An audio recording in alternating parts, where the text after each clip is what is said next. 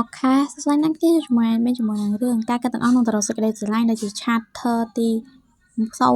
យាយគេហៅតែផ្ដើមរឿងរហូតដល់ chapter ទី13ហើយរឿងនេះគឺជារឿងដែលមានសម្រាយឡើងវិញអញ្ចឹងណាអ្នកគ្នាអញ្ចឹងវាអត់សូវមានរូបភាពច្រើនទេព្រោះថាមានពេលទៅថតរូបភាពយកមកនេះណាអញ្ចឹងមានតែរូបភាពតិចតួចដែលមានស្រង់មក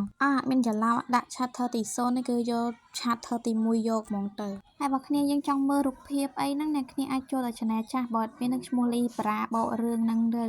នឹងឃើញរូបភាពអីតែកុំស្ដាប់សលេងព្រោះថាសលេងដូចឈួតចឹងហើយចឹងក៏ឲ្យខាត់ពេលយូរចិត្តទៅហ៊ានដំណើរតាមស្គរចាប់ផ្ដើមសាច់រឿងនៅលើផ្លូវឆានឈុនជាផ្លូវដ៏ប្រមឹតនៅក្នុងរាជធានី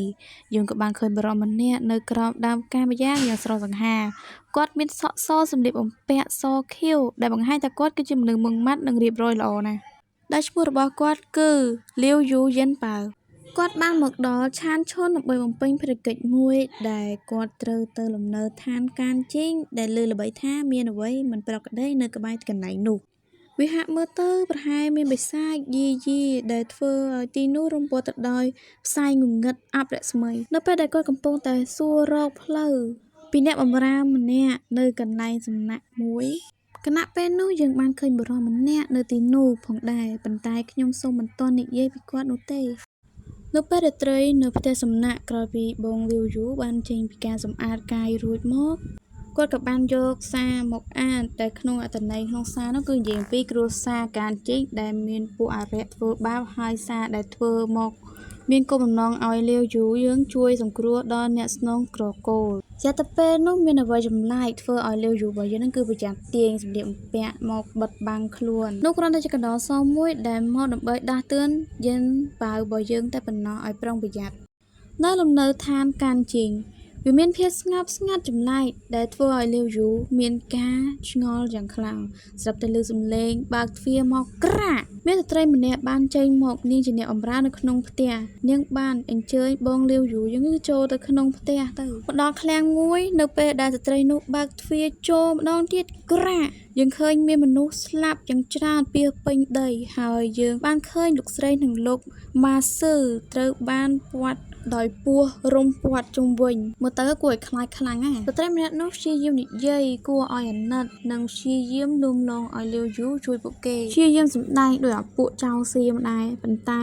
បងពោះយើងនឹងគឺដឹងទៅហើយពីល្បិចកលបោកប្រារបស់នាងល្បិចកលកំពេចកំប៉ុកបោកក្មេងៗចង់ជឿផងនៅពេលដែលដឹងថាបងយើងនឹងគឺដឹងហើយអញខ្ជិលសម្ដែងនេះណានាងបានបង្ហាញនៅរូបរាងពិតរបស់ខ្លួនពាក់កណ្ដាលពោះពាក់កណ្ដាលទេគឺជាមនុស្សហ្នឹងឯងដូច្នេះអ្វីនេះមិនអាចរត់គេចបានទេបងយើងមិនសដីច្រើននាំឲ្យសាំតប៉ែស៊ីម៉ោងគេយូរប្រើមកចូលគប់មួយជាការហាត់ប្រាណសម្រួលសរសៃមុននឹងចាប់ដើមការប្រកួតហើយមួយវិញទៀតក៏គាត់ក៏មិនចង់ស្លាប់យីប៉ែនឹងដែរដោយសារតែគាត់គឺជាអ្នកកាន់សិលក្រោយមកនាងក៏បានកលាខ្លួនដូចជារូបកាយពោះយ៉ាងធំសម្បើមដោយអាពោះស្អីគេថៃឋិនណូបាស្អីគេណោហើយបើតាមការស្រាវជ្រាវនោះក៏ពោះប្រហែលជា 12.8 ម៉ែត្រទៅ 14.3 ម៉ែត្រនោះគឺថាខ្ពស់ខ្លាំងមែនទែនហើយនៅពេលដែលកំពុងស្រាវជ្រាវនោះមានអារម្មណ៍ថាដូចយើងព្រឺសបល់ព្រោះថាអួយក៏ខ្លាចខ្លាំងពោះយៈហើយមានខ្លាចពោះសាហាវក្រោយមកបងលាវយូបានប្រើខ្សែអំបោះវេទមន្តរុំព័ទ្ធបិសាចនោះបោកលឺសូតាប៉ោគុំជឿទៅលើខ្លួនឯងពេកណាហើយបន្ទាប់ពីចប់ភារកិច្ចនោះមកហើយគាត់ក៏ទៅជួយជាមួយនឹងលោកស្នងមរតកហ្នឹងគេហៅថាបរោះមុខពីរគេក៏បានចាប់បងយូយើងហ្នឹងគឺមកដួលលើខ្លួនហើយអាដែងនេះ Basis មានន័យថាថើបហ្នឹងហើយយូរប្រហែលក៏មានកូនពោះមួយតូចៗឡើងពាត់ពួកគេហើយយើងក៏ឃើញថាហើយយើងក៏ដឹងថាពួកកូនចៅអាចក់អាចែមទាំងអស់ហ្នឹងគឺសិតតែកូនចៅរបស់អាប៉ែមុខពីរហ្នឹងទេយីប៉ែពោះមិញដែលមិនតបានស្លាប់ហ្នឹងគាត់រៀបនឹងហក់ទៅអោបអ្នកស្នងតំណែងហ្នឹងហើយហ្នឹងណាគាត់ត្រូវបានលងលាវយូយើងហ្នឹងគឺប្រើសិលហ្នឹងណាតែសំខាន់លើតែឯបងលាវយូរបស់យើងក៏បានស្លាប់បាត់ទៅគឺថាស្លាប់លើដើមទ្រូងរបស់បងនឹងឯងហើយមូលហេតុដែលបងលាវយូយើងគឺស្លាប់ដោយសារតែប៉ែហ្នឹងគឺបាន busy ហើយបាក់ជាមួយនឹងថ្នាំសន្លប់អញ្ចឹងណាមួយសន្ទុះក្រោយមកលាវយូបានក្រោកឡើងពីការសន្លប់ឃើញអ្នកស្នងនិងកូនចៅអាចក់អាចែមពោះទាំងអស់ហ្នឹងអូបាសាទាំងអស់ហ្នឹងគឺថានៅពាត់ហ្នឹងហ្មងអ្នកស្នងហ្នឹងគឺគាត់និយាយថាពួកកូនចៅរបស់គេហ្នឹងគឺត្រឹមតែជាទាសកររបស់គេតែប៉ុណ្ណោះជីវិតមនុស្សគ្រាន់តែជាជីវិតរមែងស្លាប់ប៉ុណ្ណោះត្រូវហើយខ្ញុំ គឺជាជីវិតមួយដែលតែងរមែងស្លាប់ហើយខ្ញុំគឺជាម្ចាស់របស់ពួកគេហើយលោកក៏ដូចគ្នាដែរឯលីយូរបស់យើងនឹងគឺព្យាយាមខំតតាំងដែរតែវាលក្ខណៈថាចុងក្រោយហ្នឹងគឺនៅតែបានខ្លាចជាទីស្គាល់របស់អ្នកស្នំតំណែងដដែលសប្តាហ៍ពេលនោះជ្រុះនៅថង់កោបមួយដែលបញ្ចេញនៅសរសៃសូត្រពណ៌ក្រហមចងដៃរបស់ពួកគេហ្នឹងគឺជាប់គ្នាហើយបើតាមអេដមីនដឹងហ្នឹងអាខ្សែអំបោះក្រហមហ្នឹងគឺដូចជាភ្ជាប់និស្ស័យមនុស្សពីរនាក់ដូចជាស្នេហាដែលបញ្ជាក់ថាពីរនាក់ហ្នឹងគឺជាគូនឹងគ្នាហ្នឹងណាហើយមួយវិញទៀតហ្នឹងគឺវាមិនអាចកាត់ផ្ដាច់បានទេហើយមនុស្សក៏មិនអាចមើលឃើញបានដែរពោលគឺអាខ្សែអំបោះក្រហមហ្នឹងគឺមានន័យថានិស្ស័យដែលទេវតាហ្នឹងគឺចងក្រងឲ្យជាគូនឹងគ្នាគណៈពេលនោះក៏មានពន្លឺពណ៌មាសមួយបានទាញយកបងពោះយើងនឹងគឺចេញពីអ្នកស្នំតំណែងជួបនឹងបុរសម្នាក់ដែលមានឈ្មោះថាលូជាគ្រូរបស់បងអមតៈយើងនឹងឯង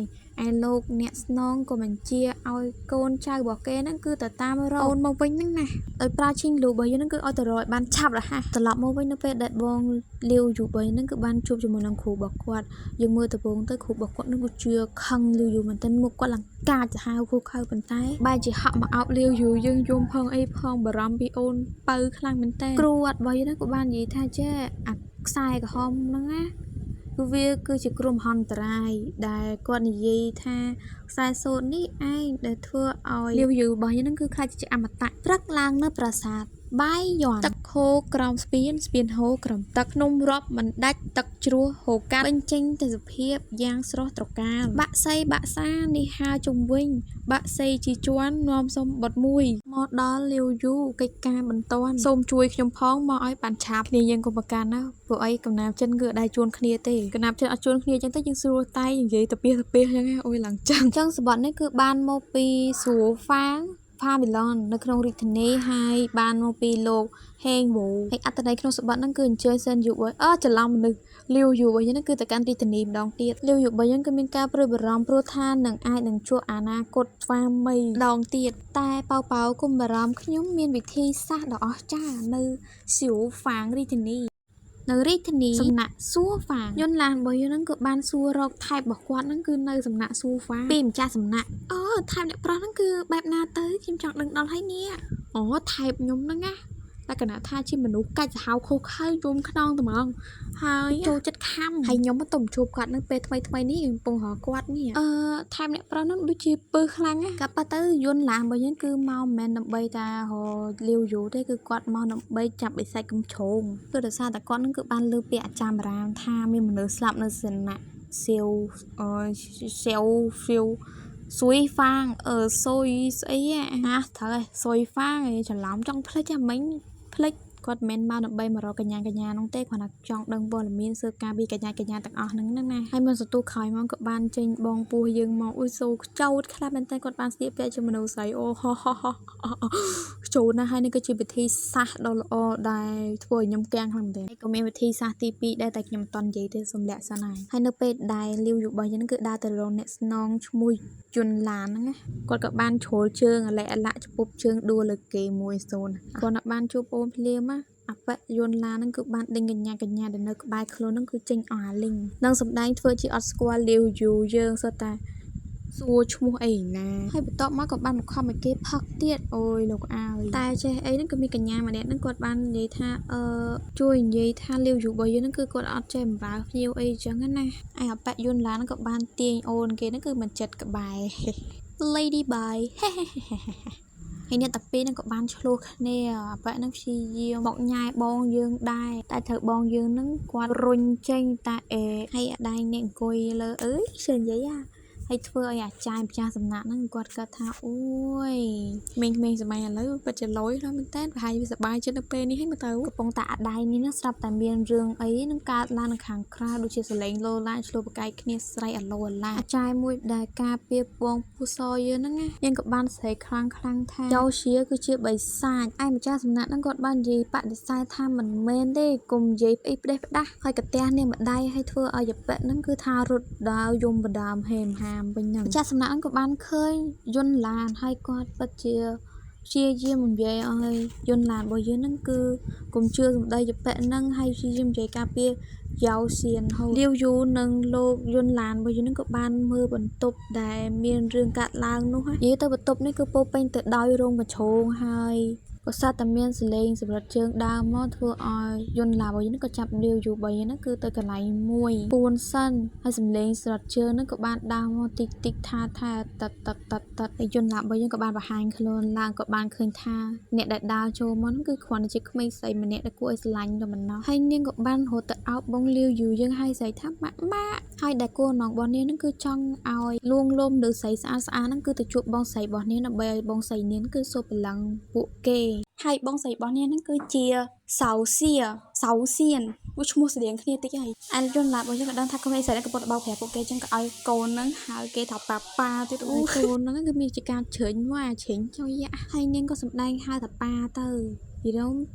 សុបចិត្តធ្វើជាទឹកកុំឲ្យធ្វើភ្លើងបត់បែនតាមកលៈទេសៈអាយអាបងយើងមានជាការកៀងជាខ្លាំងអើយអស់ហើយខ្ញុំមកដល់បន្ទប់យោឈៀនលាវយូរបស់យើងក៏បានទៅរកនាងហើយនាងក៏បានបង្ហាញខ្លួនមកចាប់មុខលាវយូឯសៅឈៀនបានចាប់អ្នកស្នងណៃនឹងបន្តែស្រាប់តែមានផ្ទុះឬសូតាប៊ុងគឺជាកូនចៅរបស់អ្នកស្នងណៃនឹងហើយក្រោយមកលាវយូរបស់យើងនឹងក៏បានការពារយោឈៀនបន្តែអ្នកស្នងនៅតែបញ្ជាឲ្យកូនចៅរបស់គាត់នឹងគឺសម្លាប់យោឈៀនឲ្យបានហើយកូនចៅរបស់គាត់នឹងក៏បានព្រួតយោឈៀនយើងរៀបនឹងសម្លាប់យោឈៀនយើងហើយចេះសំណាងលាវយូបានប្រើខ្សែអំបោះវេទមន្តចាប់កូនចៅរបស់គេនឹងគឺជាប់សំណាងដែរហើយគាត់ក៏បានព្យាយាមនិយាយការពារយោឈៀនថាបើសិនជានាងបានសម្លាប់មនុស្សមែននោះហេតុអ្វីបានជានាងទុនខ្សោយយ៉ាងនេះបកមកក្រោយវិញនឹងគឺនៅពេលដែលនាងបានចាប់មុខរបស់លាវយូនឹងគឺនាងគ្រាន់តែចង់និយាយថាឲ្យលាវយូរបស់យើងនឹងគឺមើលថែប្អូនស្រីរបស់នាងផងហើយមួយសន្ទុះក្រោយមកនោះស្ទើរតែយោឈៀនរបស់យើងក៏បានប្រែក្លាយទៅជារូបរាងបិសាចកញ្ជ្រោងហើយពួកកូនចៅអ្នកស្នងនោះក៏បានរៀបនឹងសម្លាប់យោឈៀនយើងម្ដងទៀតទៅហើយពេលនោះសៅសៀនបានផ្ទុះធម្មពលចេញនៅបិសាចកញ្ជ្រោងចេញពីក្រោយខ្នងធ្វើឲ្យផ្ទុះយ៉ាងខ្លាំងហើយសាច់កញ្ជ្រោងច្រឡំហើយសាច់កញ្ជ្រោងនៅពីក្រោយហ្នឹងគឺជាហេងវូហ្នឹងហើយហេងវូបានប្រែកាឡាទៅជាមនុស្សហើយទៅអោបលាវយូរបស់យើងវាគឺលាវយូរបស់យើងគួរឲ្យស្រឡាញ់ខ្លាំងមែនតើហើយធ្វើឲ្យប្តីគេអាណែមានជាការចំណែនហើយជាច័ន្ទខ្លាំងមែនតើមើលមុខឡើងខ្មៅយន្តឡានគឺនៅតែចង់បហាជីវិតរបស់យបៈសៅសៀនដដែលប៉ុន្តែក៏ត្រូវបានយន្តលាវយូរបស់យើងហ្នឹងគឺបានខាត់ម្ដងទៀតហើយឲ្យនិយាយគ្នាសិនមើលវ៉ៃដឹងហេតុការសិនទៅឯលោកអ្នកស្នងតំណែងវិញហ្នឹងគឺកំពុងតែឆេះឈួរក្នុងហារតីហើយយូក៏បានទៅចាប់ដៃលងយន្តឡាឲ្យស្ដាប់គ្នាសិនទៅកុំអាវិនិច្ឆ័យហើយបើសិនជានិយាយត្រូវគ្នាទេលាវយូរបស់យើងហ្នឹងគឺសុខចិត្តធ្វើជាទីសកលអបៈហ្នឹងទៅអូខេចឹងយើងមកស្ដាប់រឿងរបស់ហេងវូរបស់យើងទាំងអស់គ្នាចឹងមូលហេតុឲ្យសៅសៀនរបស់យើងគឺខ្លាចជាបិសាចដោយសារតែគាត់ហ្នឹងគឺបានលួងស្រឡាញ់នឹងនាងហើយនាងក៏បានដឹងថាគាត់គឺជាវិញ្ញាណបិសាចកញ្ជ្រោងទើបគាត់ហ្នឹងក៏សម្រេចចិត្តថាប្រែនាងគឺជាបិសាចដែរទៅហើយក្រោយមកមនុស្សដែលនៅក្នុងសំណាក់ស៊ូហ្វាហ្នឹងគឺបានដឹងថាសៅសៀនរបស់យើងគឺជាបិសាចកញ្ជ្រោងគាត់ក៏បានលុបបំបាត់ផុសតាំងទាំងអស់គឺដោយការសម្លាប់មនុស្សចោលទាំងអស់ដើម្បីលាក់បាំងតែលាក់បញ្ជាដែលធ្វើឲ្យមានពាក្យអាចារ្យមរាមហើយគាត់ក៏ចង់នាំនាងនឹងគឺចាក់ចេញពីទីនឹងដែរប៉ុន្តែដោយសារតែគាត់នឹងគឺខ្លាចអ្នកកញ្ចាប់បិសាចនឹងគឺបានរកឃើញពួកគាត់ហេតុអ្វីបានជាចាំបាច់ធ្វើរឿងទាំងនេះគ្រាន់តែនាងដឹងថាលោកគឺជាបិសាចកញ្ជ្រោងនាងត្រឹមតែជាមនុស្សធម្មតាទន់ខ្សោយប៉ុណ្ណោះឯហេងវុបយក៏បាននិយាយថាគាត់នឹងទទួលកំហុសគាត់នឹងទទួលខុសត្រូវហើយសៅសៀននឹងយោជាទាំងពីរអ្នកបងប្អូនហ្នឹងគឺមិនមានកំហុសទេគឺគាត់ជាអ្នកខុសតែម្នាក់គត់ហើយក៏ស្នើសុំឲ្យលាវយូហ្នឹងគឺនាំពួកគេទៅប្រាសាទបាយ័នទៅចំណែកឯលាវយូរបស់យើងហ្នឹងគឺបានឆ្លើយថាគេមិនយល់ព្រមទេចំពោះសំណើនេះដល់ពេលដែលអ្នកហ្នឹងត្រូវធ្វើអត្តឃាតខ្លួនឯងហើយនិយាយមិនទាន់ចប់ដឹងអីផងស្រាប់តែលាវយូយើងហ្នឹងក៏បានចាប់ Breeze វិញទៀតគឺយកស្ទាយតាមយន្តឡានយើងការពីអវៈមុនហ្នឹងឯងយន្តឡានយើងក៏ដឹងថារសជាតិនេះរសជាតិប្លែកបីអញសង្ស័យក៏បានប្រើថាមពលហ្នឹងគឺរើបំរាស់ប៉ុន្តែស្លាប់បាត់លាវយូក៏បានជួយហេងវូយើងគឺបានសម្រេចដែលនាំអាចារ្យសៅសៀនហ្នឹងគឺយោសៀនទៅប្រាសាទបាយ័នអូយឈ្មោះដូចគ្នាណាវើយអើយសៅសៀនយោសៀនគុំបារម្ភពីប្អូនរបស់អ្នកអីនៅទីនេះគឺជាប្រាសាទបាយ័នគឺជាកន្លែងដែលប្រមូលផ្ដុំដោយបិសាចដែលគ្មានទីជម្រកហើយក៏ជាកន្លែងដែលសម្រាប់លាងអំពើបាបដែលពួកគេបានប្រព្រឹត្តនិយាយទៅយោជានឹងពុទ្ធសាសនាហ្នឹងគឺជាក្មេងកំព្រាហើយគ្មានអ្នកណាគេជួយតាំងពីតូចមកម្លេះដើម្បីចិញ្ចឹមជីវិតប្អូនរបស់នាងហ្នឹងគឺនាងសុខចិត្តសម្ដែងធ្វើជានារីនៅក្នុងបំរើនៅក្នុងបនស្រីអញ្ចឹងណាប៉ុន្តែក្រោយមកសៅសៀនរបស់យើងក៏បានមានជំងឺយ៉ាងធ្ងន់ធ្ងរយល់គឺឈឺរហូតមកថ្ងៃមួយនាងបានដើរនៅក្នុងផ្សារហើយក៏លើគេនិយាយអំពីការកោះហៅស្បៃសាច់ដើម្បីសង្គ្រោះជីវិតឬក៏ អាចសម្រេចបំណងតាយើងបានគឺដើម្បីសម្រេចបំណងនោះគឺត្រូវលះបង់ជីវិតរបស់ខ្លួនដើម្បីបដូរដំបងឡើយនឹងគិតថាវិធីហ្នឹងគឺវាមិនមានដំណើរការទេប៉ុន្តែវាបែរទៅជាការកោះហៅបិសាចកញ្ជ្រោកមកវិញបន្ទាប់ពីគាត់បានឃើញវិញ្ញាណបិសាចកញ្ជ្រោកហ្នឹងគាត់ក៏បានសម្រេចចិត្តថានឹងសម្លាប់ខ្លួនដើម្បីបូជាថ្វាយបិសាចហេងវូប៉ុន្តែហេងវូបែរជាជួយសង្គ្រោះនាងទៅវិញខ្ញុំតែឆ្ងល់ថាហេតុអ្វីបានជាចៅហ្វាយនេះធ្វើដូច្នេះដោយសារវាគឺជាអ្នកតើអ្នកនៅចាំទេមានកញ្ជ្រោកមួយក្បាលដែលអ្នកបានធ្លាប់ជួយសង្គ្រោះហើយវិធីដែលអ្នកបានធ្វើនោះគឺមិនឯងក៏ហៅបិសាចកញ្ជ្រោកមកបានទេសតទៅពេលនោះមានសត្វកញ្ជ្រោកមួយក្បាលបានលេចឡើងនៅក្បែរយ៉ាហូសៀនដែលធ្វើឲ្យនាងយំឲ្យកញ្ជ្រោកនោះយ៉ាងគួរឲ្យអាណិតនៅបន្ទប់យន្តឡានលាវយូយើងឆ្ងល់ថាមិនអាប៉ែហ្នឹងក៏វាដេកយូរស្បើម៉េចហើយបន្ទាប់មកក៏បានយកប្រអប់តាមសាបមួយដូចលក្ខណៈតម្រង់ជាក្រែមយកមកលាបមាត់ហើយក៏តបមកហើយក៏បងលាវយូយើងរៀបនឹងចេញរត់បាត់ហើយហ្នឹងណាប៉ុន្តែក៏ស្ទើរតែអាប៉ែហ្នឹងណាអ៊ុយសលេងអីអញភ័យហ៎វ៉ៃអត់មាន record ចាំថ្ងៃឆ្លងឆ្នាំដែរណោះឥឡូវដល់12:00 នាទីគេអពេញហ្នឹងអុយភ័យចិត្តងាប់ហើយណាមភ័យមក12យប់ឲ្យលឺសលេងអញ្ចឹងណាមខ្លាចនិយាយទៅក៏ស្ទើរតែមានក្លិនអ្វីមួយយ៉ាងដែលធ្វើឲ្យបងលាវយូយើងហ្នឹងគឺឡើងទៅលើអាប៉ែហ្នឹងអាដៃនេះខំហ្នឹងតែភ្ញាក់ឡើងវិញជុំមិនកើតអីហ្នឹងហើយកំពុងឆ្ងល់ហ្នឹងស្ទើរតែអាប៉ែហ្នឹងក៏ស្ទើរតែអាឡៃនេះចាប់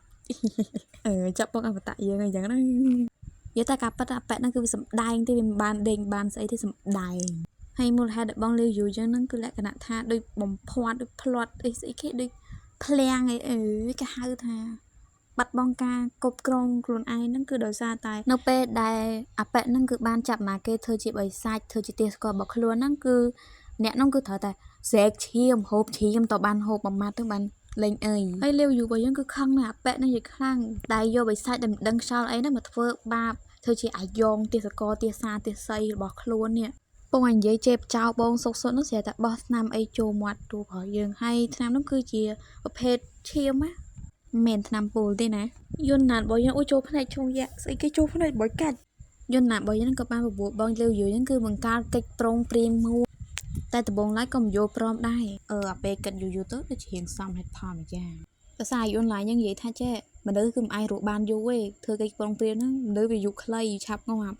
ឯបងយើងគឺជាវិស័យ cancer អាច cancer ដល់1000ឆ្នាំ1លានឆ្នាំ1សែនឆ្នាំរហូតដល់ឡើងទៅជាទេវតាក៏បានដែរគាត់មិនទាន់ស្លាប់ទេតែមនុស្សវាឆាប់ស្លាប់ចឹងក៏បានដែរចឹងមូលហេតុដែលគាត់នឹងតាមបងលាវយូយើងរហូតដល់សារតែគាត់គិតថាបងលាវយូយើងគឺជាអ្នកដែលជួយគាត់ជានោះគឺជាអ្នកមានគុណរបស់គាត់ណាប៉ុន្តែបងលាវយូយើងថាដែរជួបគ្នាទេកន្លែងហ្នឹងក៏យើងអត់ដឹងមិនដែរប្រហែលជាភាគតទៅទៀតបានយើងដឹងញ៉ាំដៃអ្នកទាំងពីរហ្នឹងគឺមានស្នាមក្រហមនៃអាស្នាមខ្សែអំបោះក្រហមហ្នឹងបងលាវយើងក៏សម្រាប់ថាបំបត្តិវាសិនទៅអូបងអមតៈគឺជាអស្ចារ្យខ្លាំងមែនតើបើសិនមកវានៅបន្តវានឹងអាចផ្ដល់ភាពរអាក់រអួលនៅពេលដែលបងឯងអដៃងាយងូតទឹកហើយនឹងអដៃងាយបដូរសម្លៀកបំពាក់ទោះបីខ្ញុំមិនខ្វល់តែខ្ញុំខ្លាចនេះណែបិទមាត់ស្អីហ្នឹងក៏បានកាត់ដល់ភូមិមួយដែលអ្នកភូមិនៅក្នុងនេះកំពុងតែរៀបចំកម្មវិធីមួយយើងចម្លែកមែនតើយើងក៏មិនដឹងថាពួកគេកំពុងរៀបចំកម្មវិធីអ្វីដែរព្រោះបបហានអាក្រក់និងប្រមូលផលផ្លែអាក្រក់ឥឡូវនេះវាដល់ពេលដែលត្រូវសងបំណុលហើយធ្វើលេងអ្នកគ្នានៅលំនៅឋានកាន់ជីង